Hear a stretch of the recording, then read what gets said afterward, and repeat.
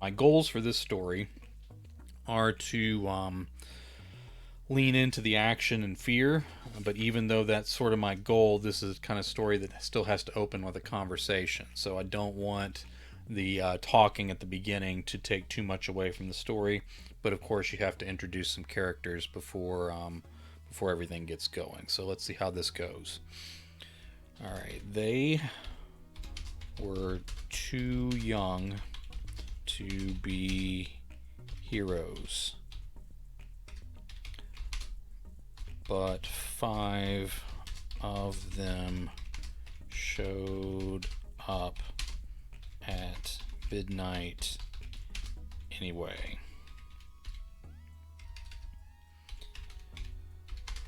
Lark was the only girl in the group that night. She did not believe the women or girls of Primrose Village. I wrote down a few names and places on here, so I'll be referring to some short notes here as I'm sort of introducing the scene. All right, she did not believe the women or girls of Primrose Village were any less brave than the boys, but Lark believed they lacked faith in the ability of the men, let's say the surviving men,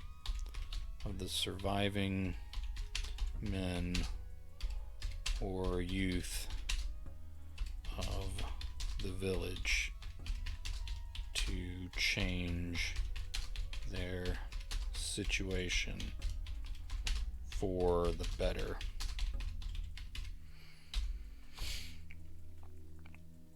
Alright, let's say, introduce these other guys. Byron said only 5. It was a long, say it was long odds before, but now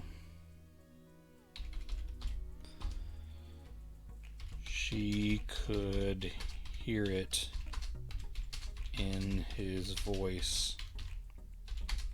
He didn't want to be the one to say it, but he was looking for an out. He wanted the others to talk him out of this fight. Durden, Lark's brother, said it was a mad plan from the start. I'll not be the one to see my sister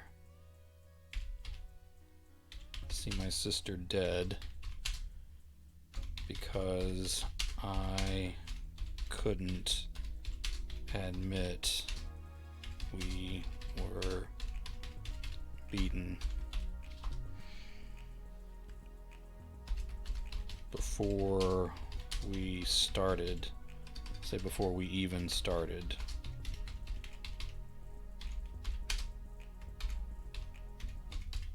Meldrum said. Okay. Hartcliffe took in breath and he looked at Lark as he prepared to speak. They were all looking at her.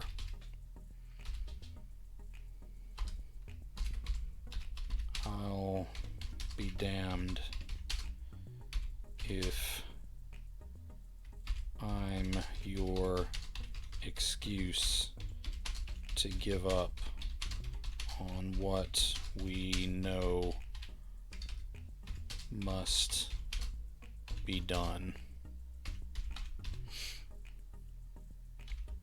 She said. Lark pulled on her leather hood and mask as if that were the end of it. Her mask had a long ebony beak like that of a plague bird.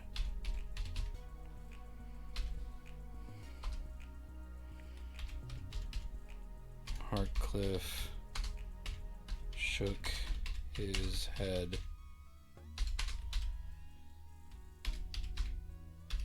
You'd go alone, Lark?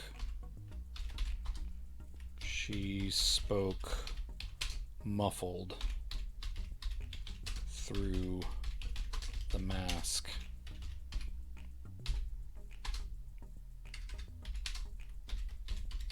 You'd let me go alone, would you?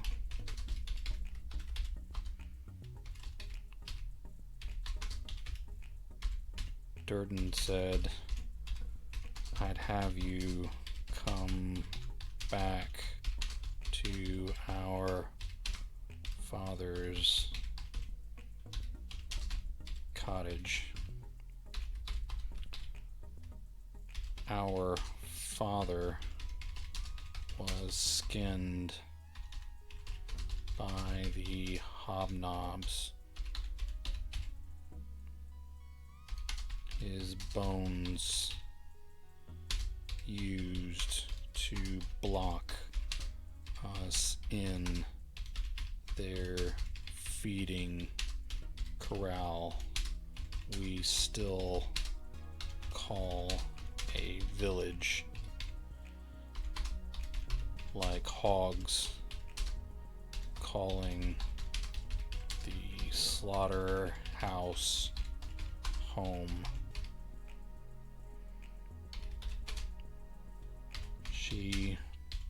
Alright, let me put a period there since this is going to be action and not tag. She took a step toward him. Our mother stood between us and... Alright, so I'm going to put a M dash here because she's going to get interrupted. Alright. Durden shoved her backward with a level of force he would clobber any other boy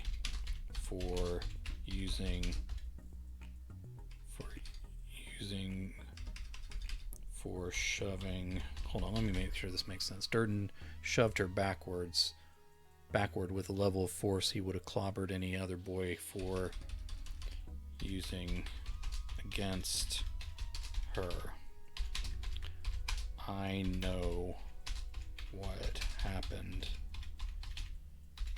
Don't shame me with it. I showed up same as you. Let's say her brother took out his own leather mask, but did not put it on. Did not put it on yet.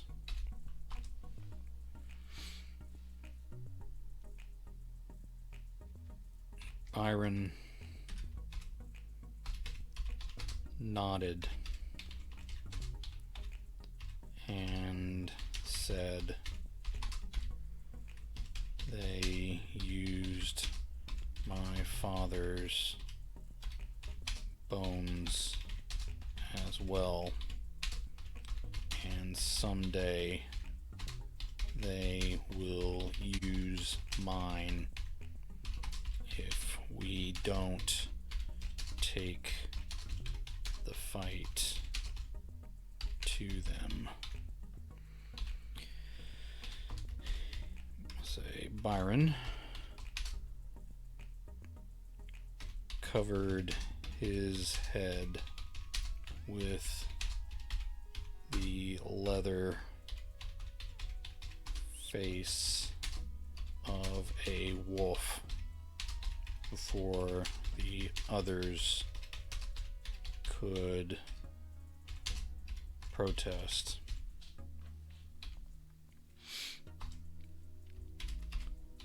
I'll not be their feed, Hartcliffe said. Durden finally donned the leather mask of a wildcat. Mel and Hart put on theirs to finish off the debate.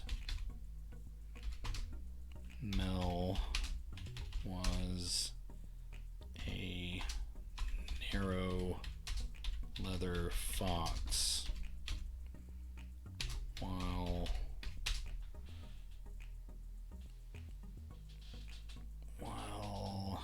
Hart's mask showed the fangs, the black fangs of a leather serpent. They were an army of 5.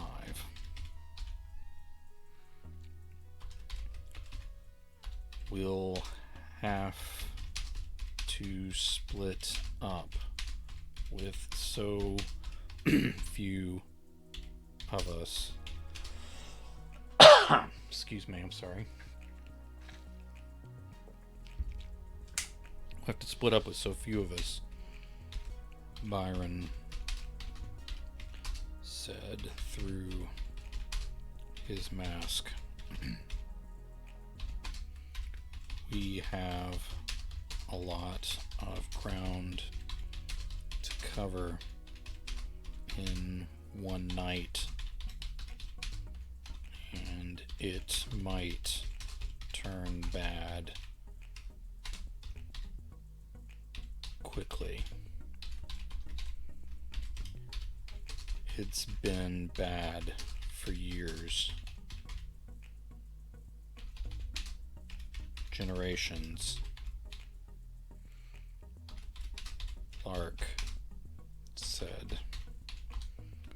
Her brother took hold of her shoulder. You pushed us into it fine. No need to keep selling once we are sold. My sister and I will go south the rest of you take the other points of the compass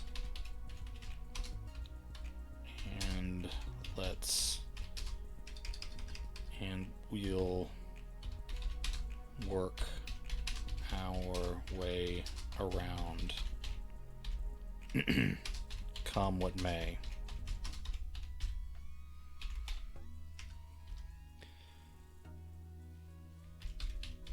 They split apart and left Primrose in 4 directions. When Durden turned southwest, Lark tried to go southeast. He seized her shoulder and pulled her along with him. Stay with me. We agreed to split up. We agreed to split up, she said. I let them do as they liked. I'm not agreeing to send you out into the darkness alone.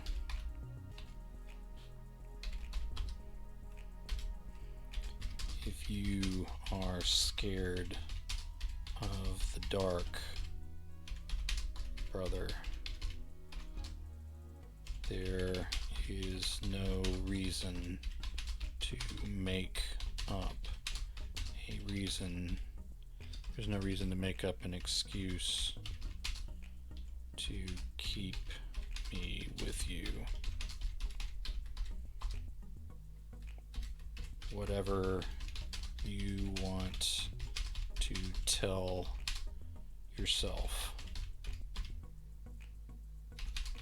just stay with me like I told you.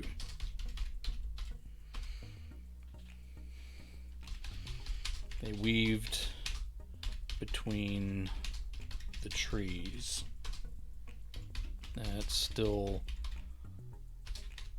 constituted the small circle of land that was their territory, maybe their outdoor prison. Moonlight leaked weak through the thick canopy overhead.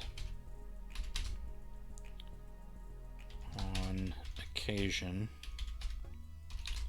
Lark saw her breath cloud into one of the shafts of light breaking through a bare branch. Even in the deep darkness of the silver leaf forest at night, they spied the first bone tree. The hobnobs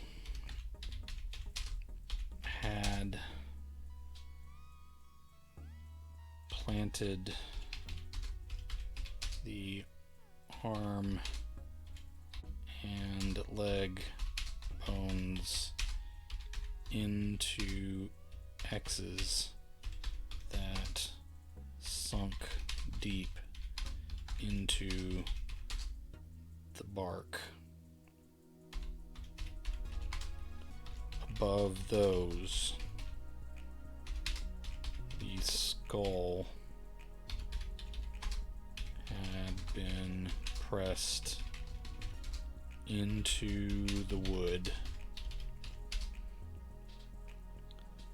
like the dead man or woman had decided to bite the tree with their upper jaw. The lower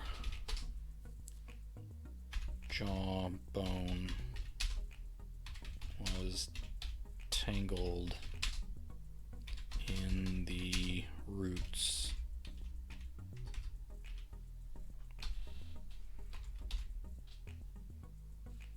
Are you ready for this?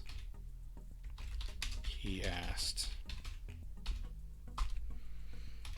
She answered by drawing her dagger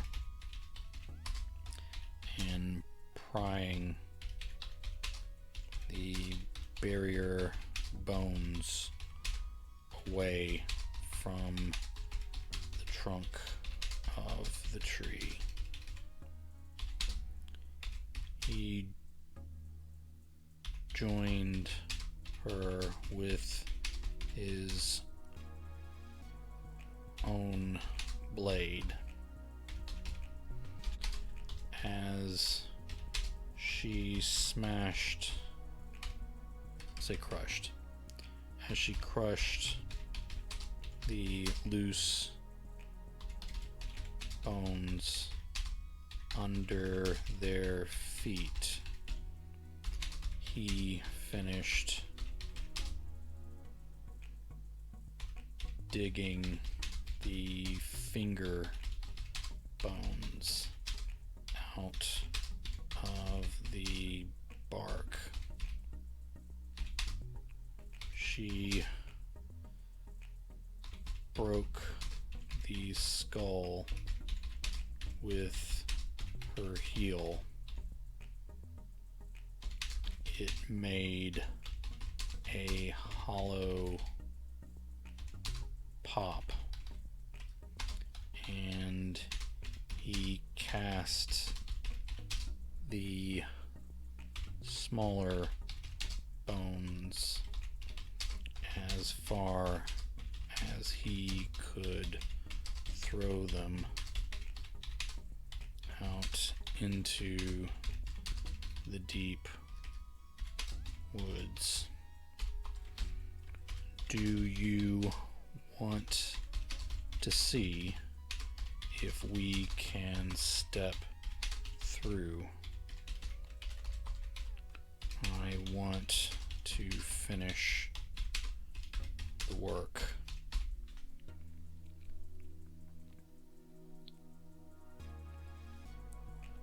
Okay. He turned to go. He turned toward the next bone tree along the southern perimeter.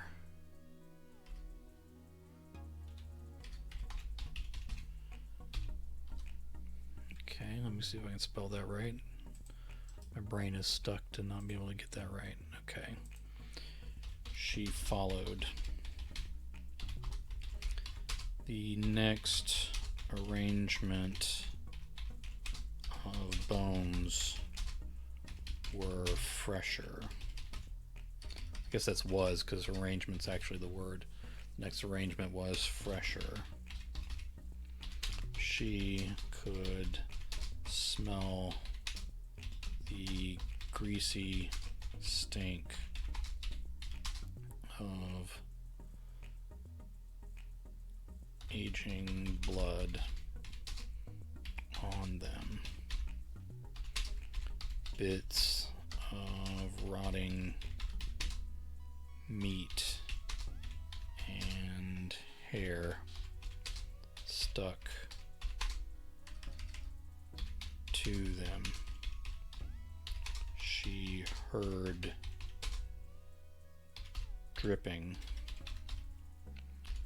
Lark held her breath as she tried to take the ward down quickly.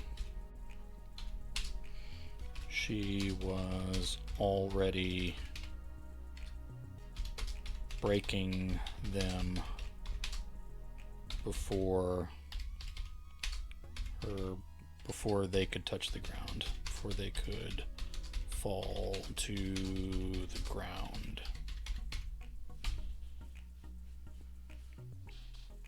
All right. So far, so good. She knew which friends had been harvested most recently.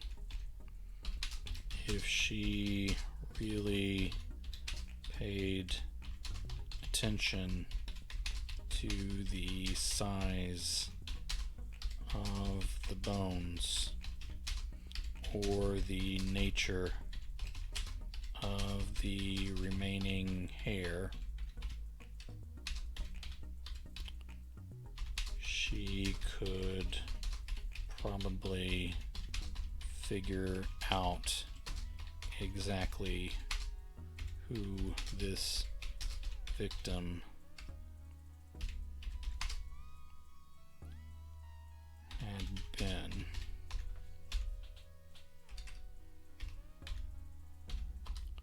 A scream from across the village carried shrill through the night air.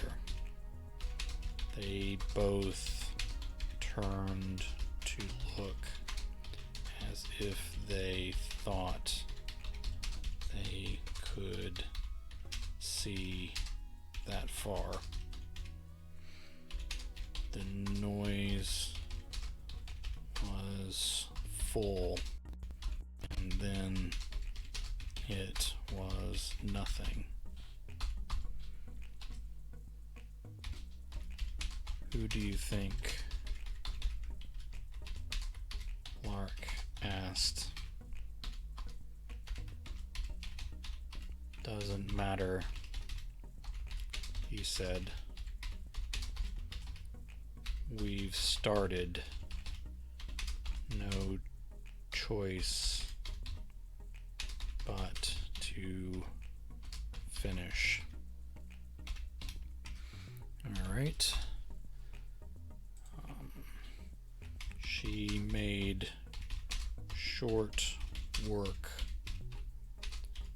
of her friend's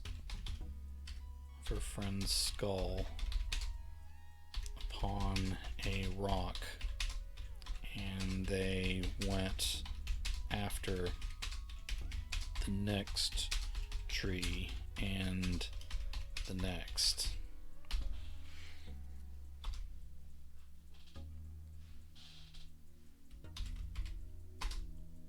I think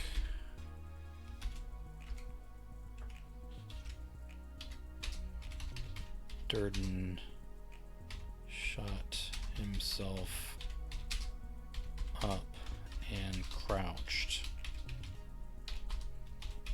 She knew better than to ask what was wrong.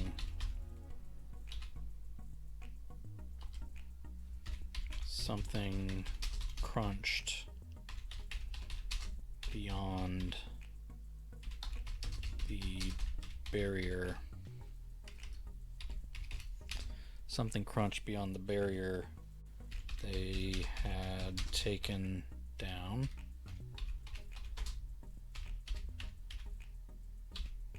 Then the hoots that weren't owls.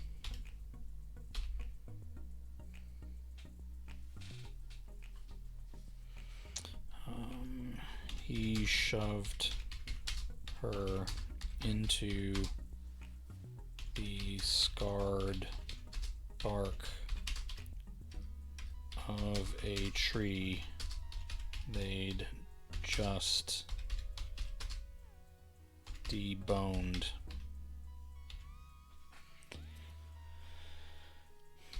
He put his back to another.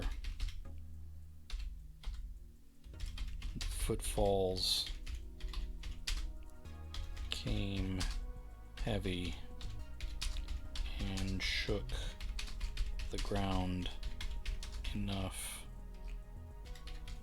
for Lark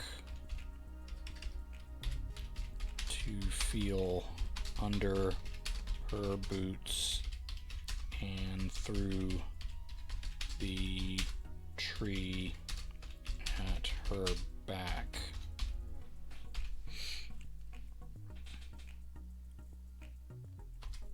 She could not see the Hobbs' body, but a foot with 6 toes stretched into her view and toyed with the bone shards they had just broken apart.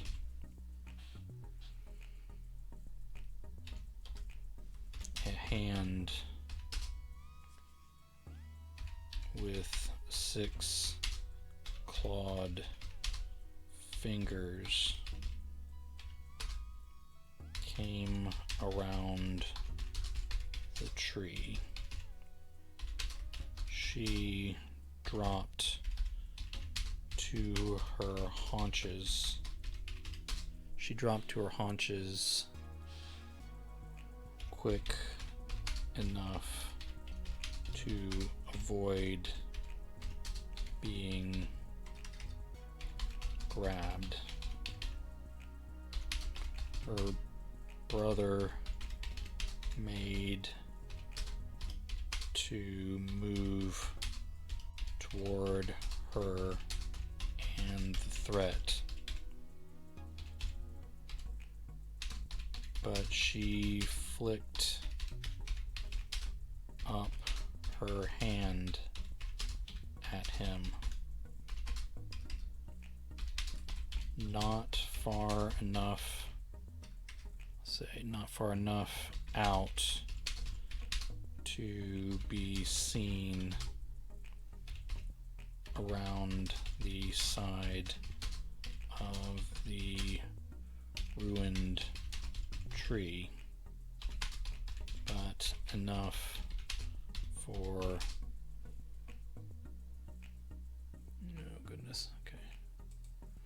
but enough for him to get the message to hold tight. The claws ran over the indentions the indentions in the tree over her head. Bits of sawdust, let's say wood dust, bits of wood dust and splinters fell onto the leather hood over her head.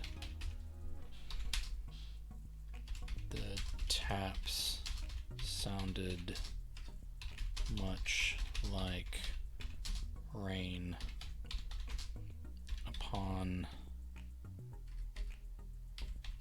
the mossy shingles of their roof. All right, going along fine.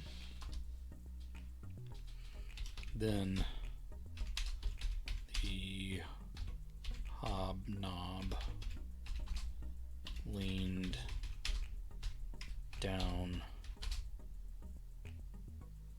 to rain down into her view and revealed the shape of its head and snout.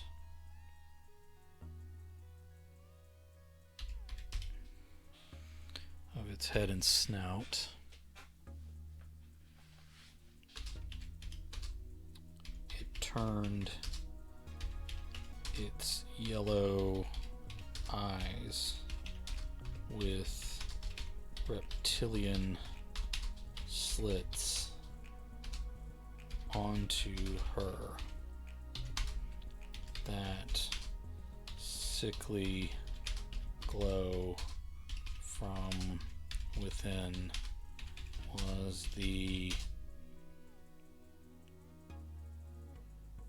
brightest light in the night.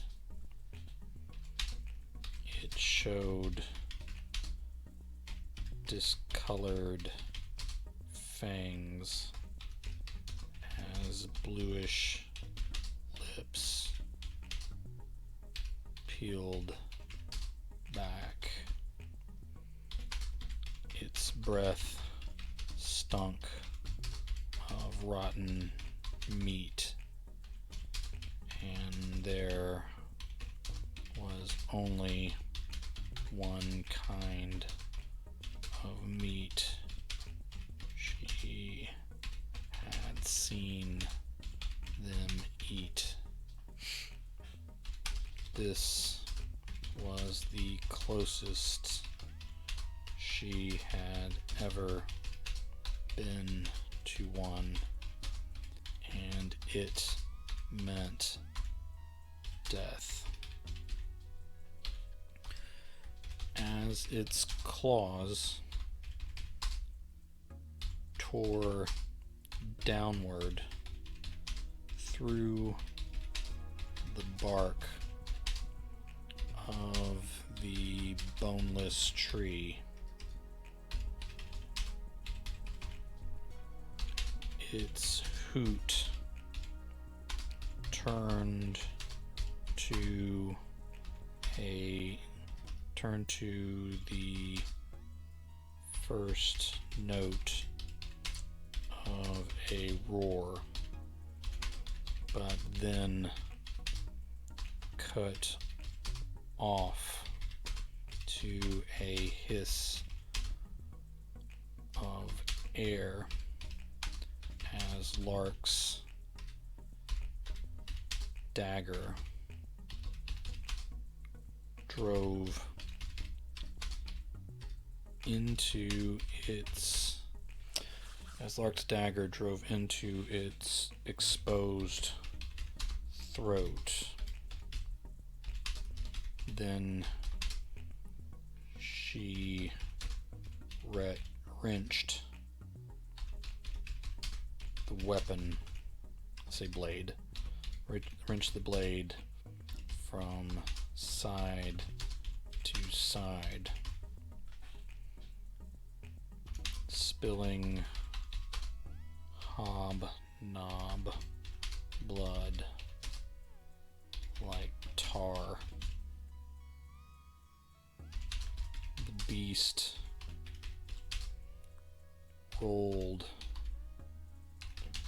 over onto its back.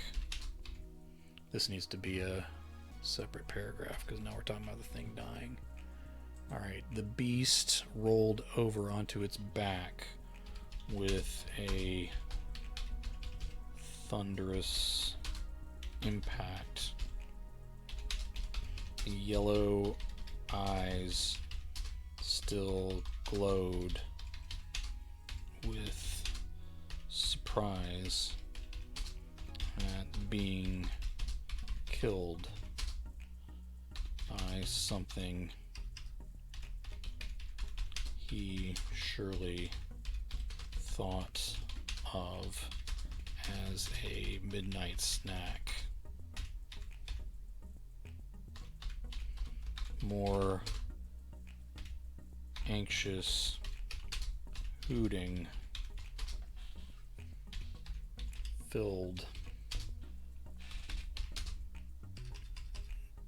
filled the area. Okay, let's say filled the forest around them. Too many of them. Another grabbed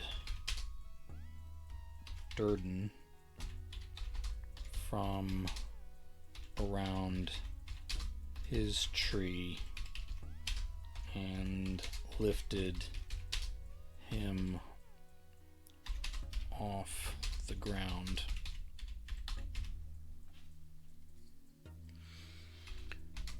He tried to cut the thick wrist of the creature, but it knocked the blade out of her brother's grasp. Alright. She bolted from her tree, but something took a crushing grip on her ankle.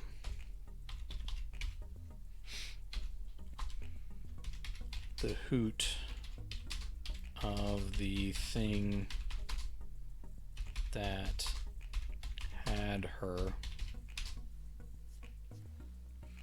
turned into a childish scream that scared her even more.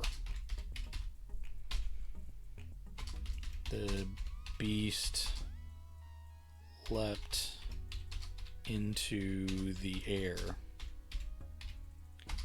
and she flipped completely over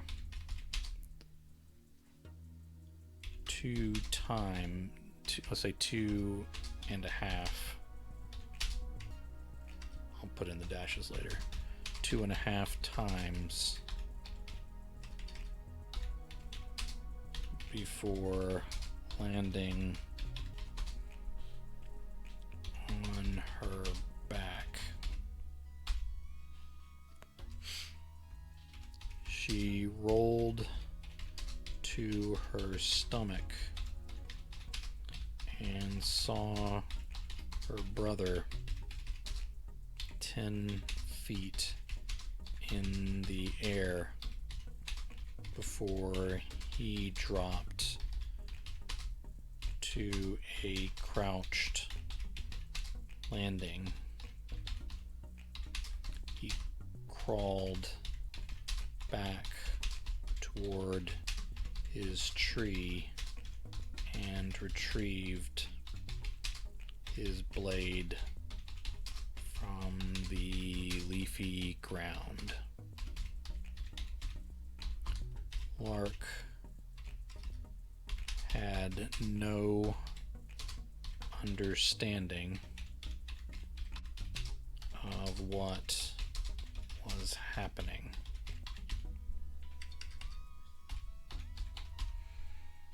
Lark had no understanding of what was happening. The Hobknobbs ran past her, hooting as they went. They acted like they had no interest in her or the destruction she and her brother had done to their bone barrier.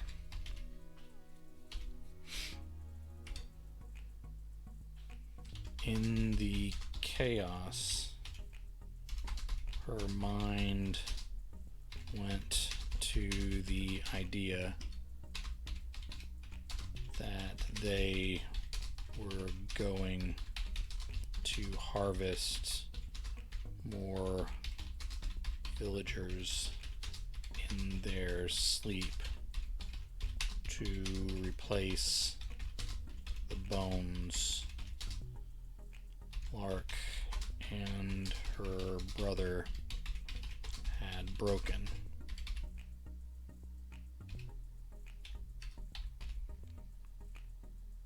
She lashed out from side to side, cutting the monsters plural possessive, the monster's legs.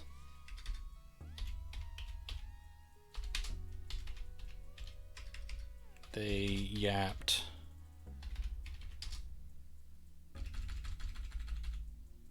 They yapped like village dogs, but made no effort to fight back.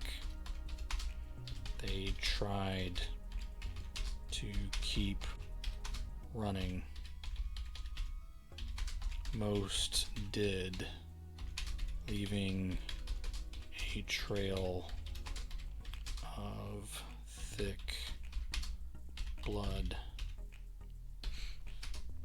Two fell to their faces as her blade found and severed tendons. They rolled over and covered their faces.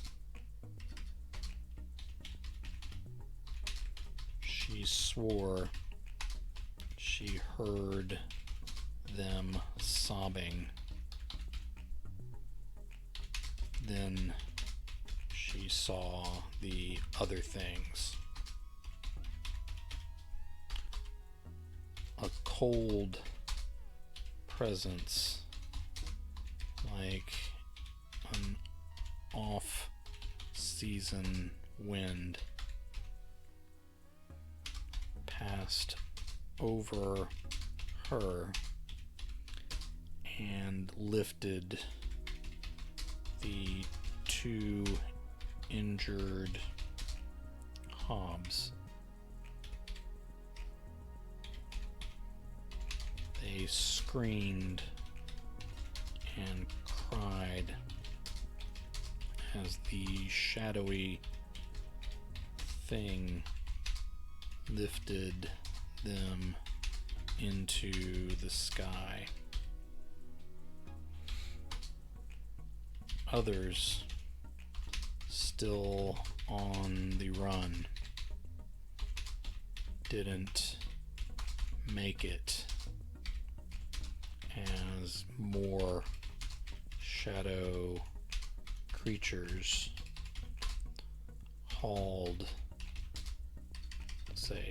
harvested upon the hobnobs,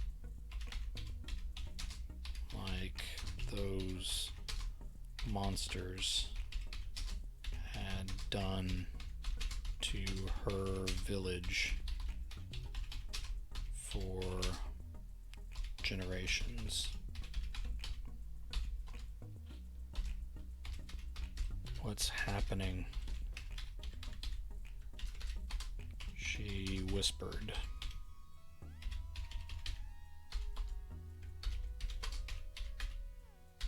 I don't know.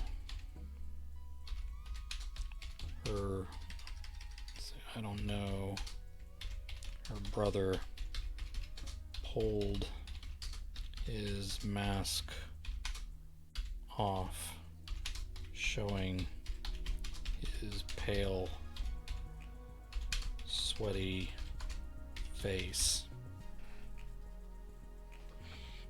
Alright, I think we're getting at least past the midpoint here, so let's see what I can do with this. Alright, her brother pulled his mask off, showing his pale, sweaty face.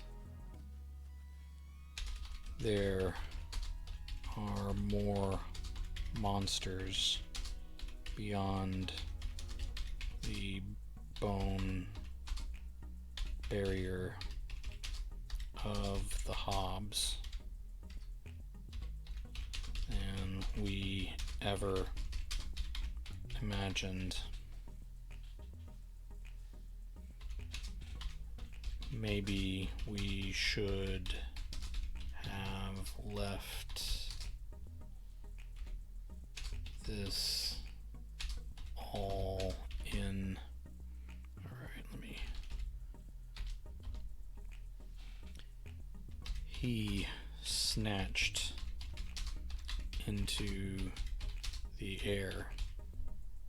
She screamed inside her leather mask as he lifted away in the grasp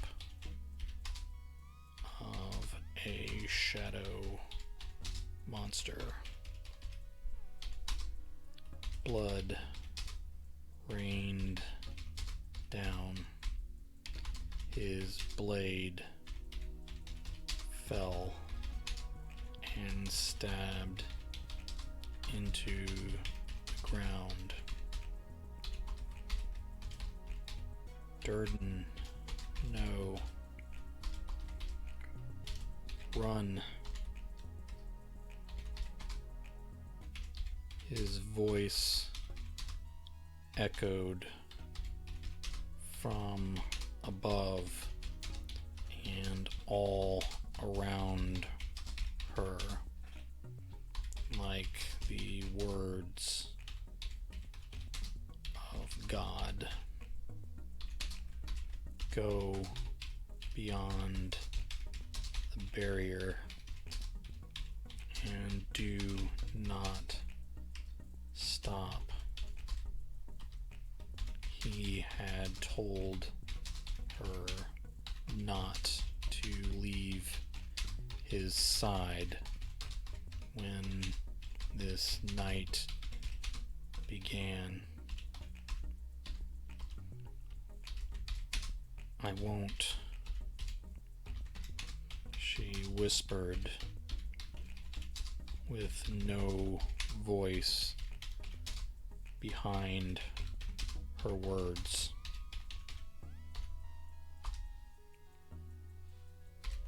Go, run, he shouted as he seemed to be ascending into heaven, into the heavens, responding as if he actually heard her protest.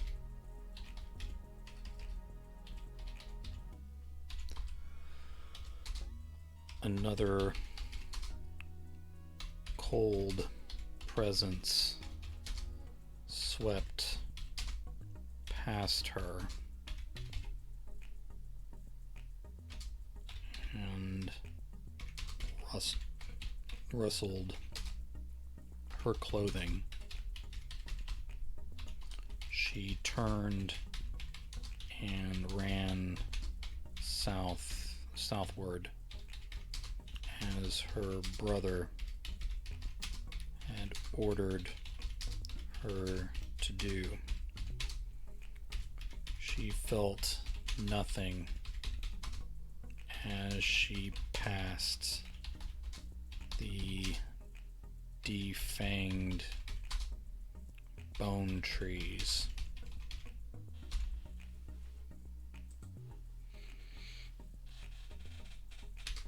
It was beyond strange to be past the barrier, the magic barrier.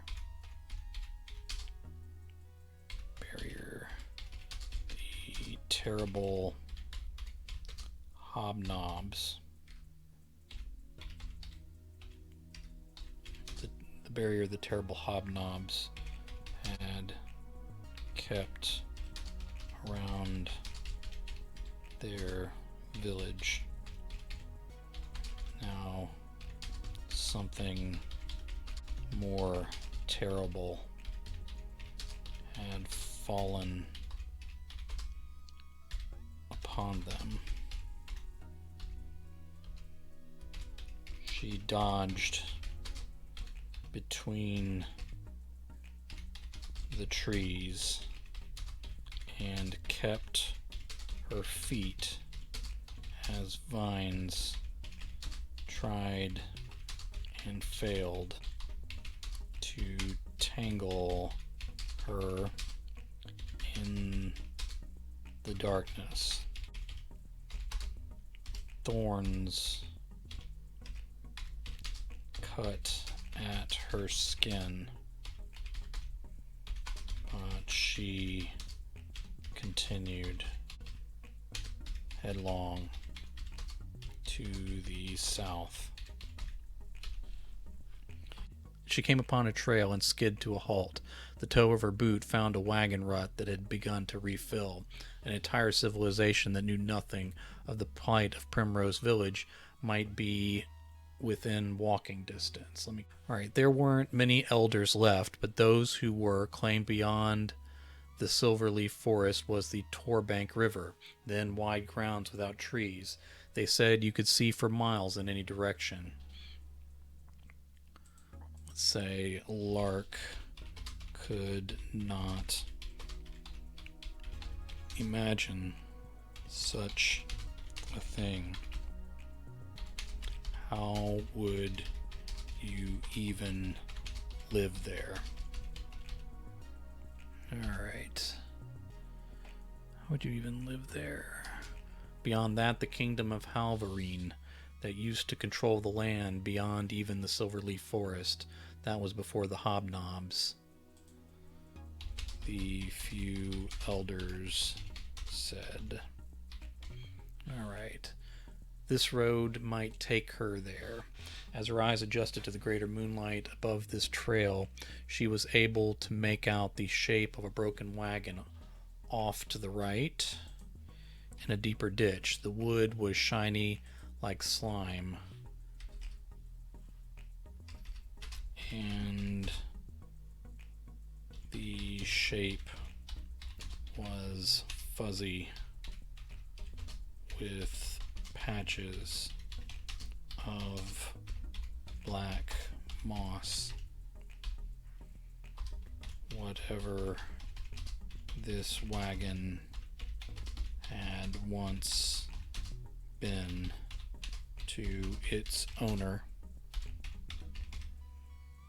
it was ruin now. Thank you everybody for jumping back in after the little hiccup there, and I appreciate you telling me when the sound went out too. It's nothing worse than getting to edit a video and then finding half of it missing.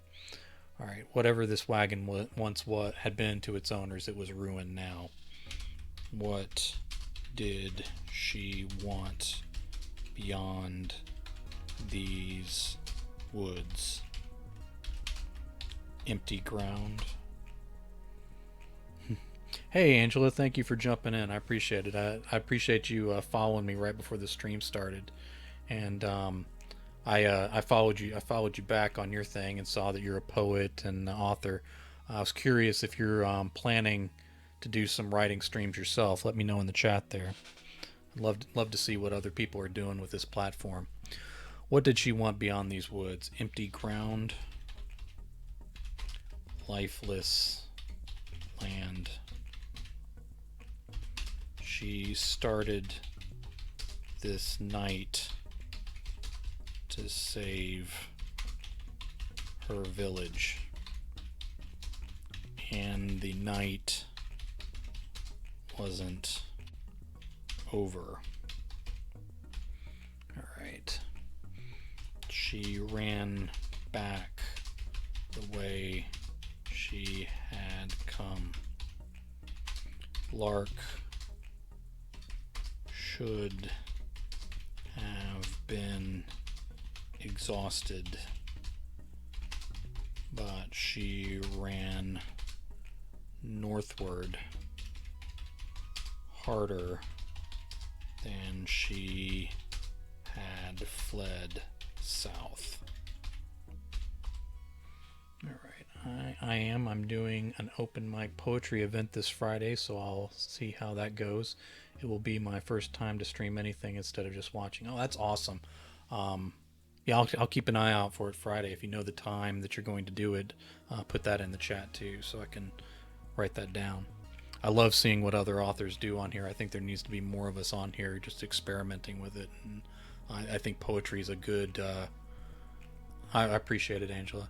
I think poetry is a good format.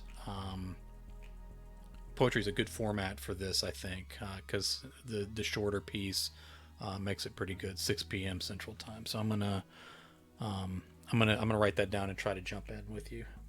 I'm gonna be doing a stream at 3:15 Eastern that day, but I'll be long done by the time you're on. So love to join in and encourage you as you're doing something with Twitch on here. We are a definite minority among all the video game players.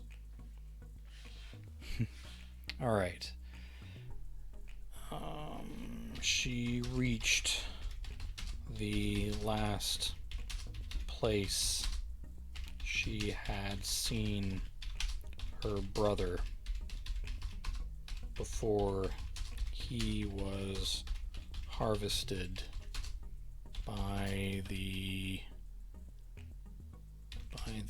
new monsters. Alrighty. Yes, but we make the stories that get turned into gems, so it makes sense. That's cool. Alright. Oh, Clever, thank you for jumping in with a new subscription. I appreciate you sticking with me here.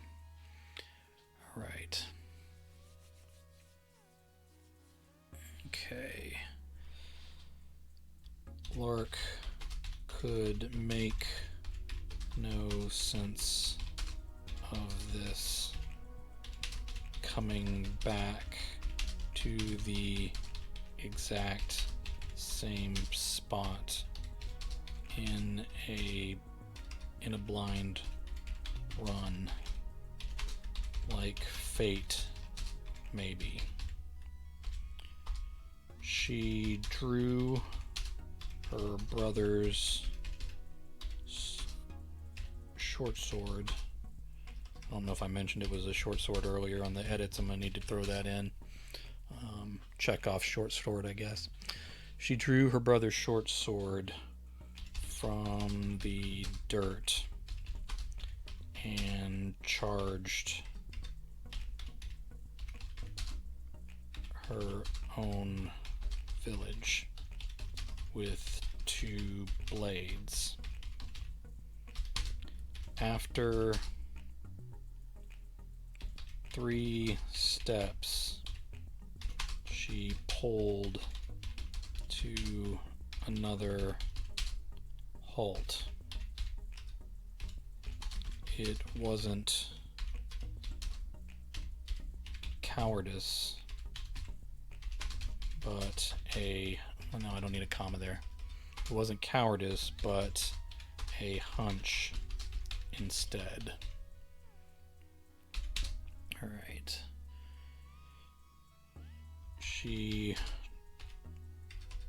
sheathed. All right, let's make that 2 words while we're here. She sheathed her dagger and picked up a broken leg bone with a sharp point. Lark resumed her charge with a sword and a sharp bone. Alright, we're in the home stretch here. Let's finish this off. She passed the broken body parts of the hobnobs, seeing them scattered in pieces brought her dark joy. As she entered the village, she heard human screams inside the cottages. Terror had filled the night for everyone. Now, this was her responsibility because she chose to don the mask. Is that? No, it's to don the mask when others would not. One of the shadowy wraiths skimmed the roof of a cottage. I don't know if I've used the word scattered too much, but I'm going to use it again. Of a cottage scattering shingles, scattering wooden shingles older than her. Maybe not as old as that broken wagon upon the forgotten trail to the south. The wraith circled over her head and dove at her in the street, in the empty street. Alright, we're almost there, folks. I feel the ending coming forthwith. Alright, the wraith circled over her head and dove at her in the empty street. She wanted with all her heart to... She wanted with all her heart to use her brother's sword, but she lifted the sharp bone instead. The point cut into the shadow and furrowed it. The wraith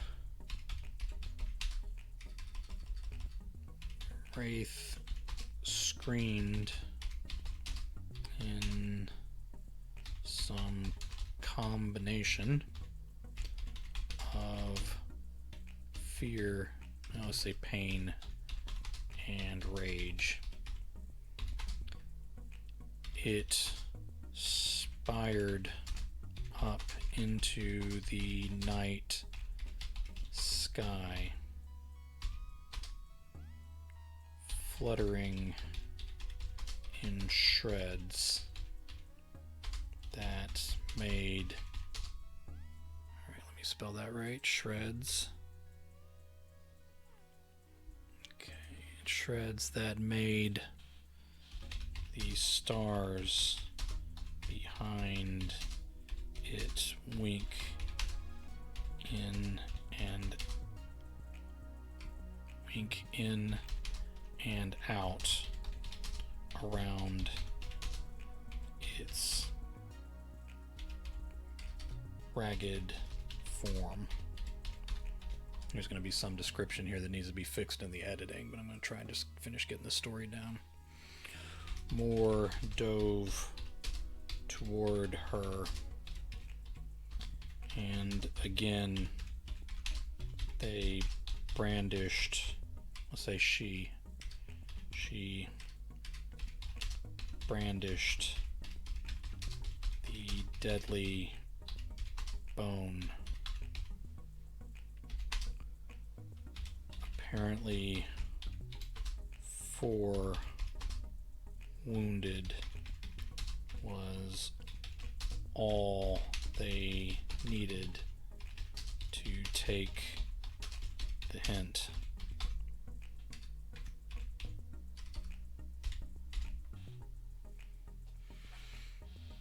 The shadow creatures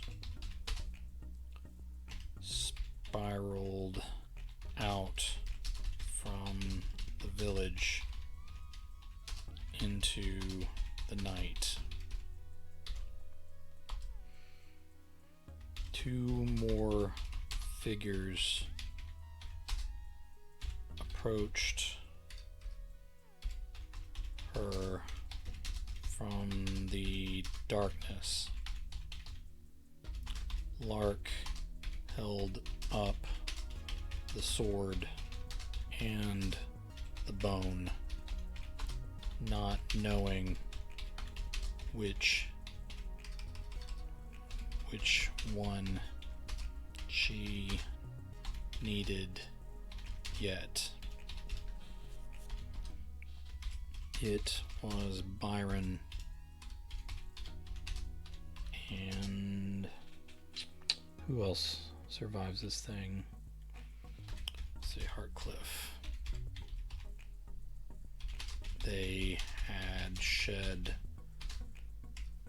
their masks and hoods, but Lark made no move to remove hers yet. Have you seen my brother? They both said no.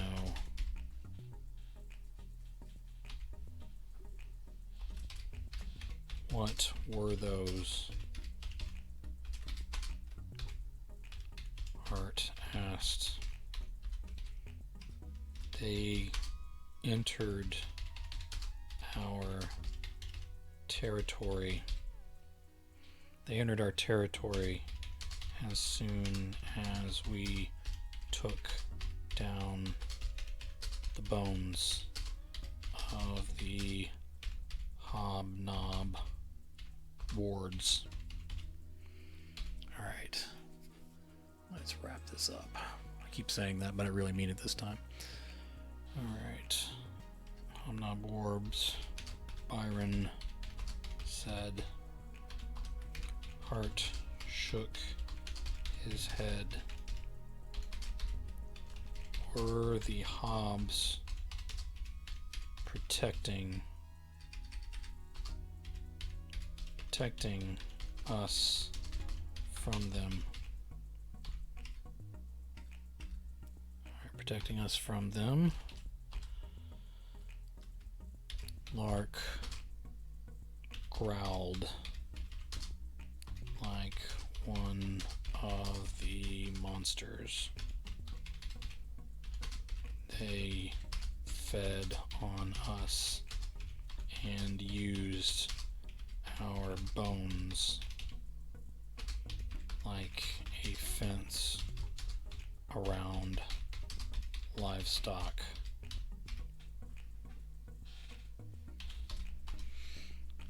Another crawled into the street and approached the surviving trio. It bled like tar. The injured Hob hooted at them and made a garble of noises. Alright, let me fix that while I'm here. A garble of noises that might have been words. What does it want? Hart stepped away. Maybe it's apologizing, Byron said, or seeking mercy. Lark marched toward. Lark marched toward this throttled. Alright. You just start spelling things right or using smaller words, one or the other. Lark marched towards this throttled hobnob and lifted both her brother's sword and the sharp point of the bone over its back. The hob bowed its head at her feet and continued its garbled words. She stabbed downward with both metal and bone. The conversation ended as the first light broke beyond the trees to the east. Byron asked, "Do we stay here, or do we try to move away from this cursed village?"